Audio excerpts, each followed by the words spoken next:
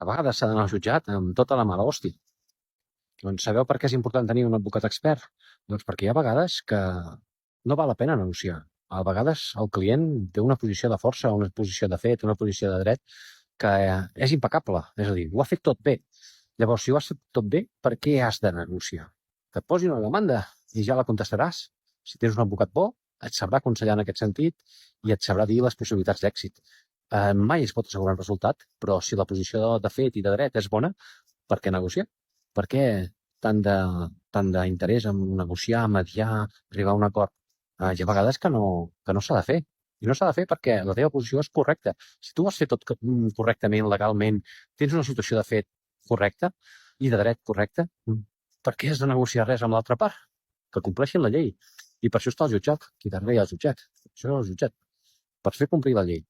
I amb les seves deficiències és un sistema que funciona, i fa molts anys que funciona. Llavors, a vegades t'has de plantar. I si algú t'està intentant pressionar perquè arribar a un acord, a vegades la millor resposta és dir-li: escolta'm, posa'm una demanda que ja te la contestaré. I al revés també, si l'altra part no vol arribar a un acord, doncs vota-li la demanda. Si creus que tens raó, vota-li la demanda. I aquí el jutjat ja ho resoldreu. És un sistema com un altre de resoldre els conflictes, la justícia. No s'ha de negociar i s'ha de mediar tot.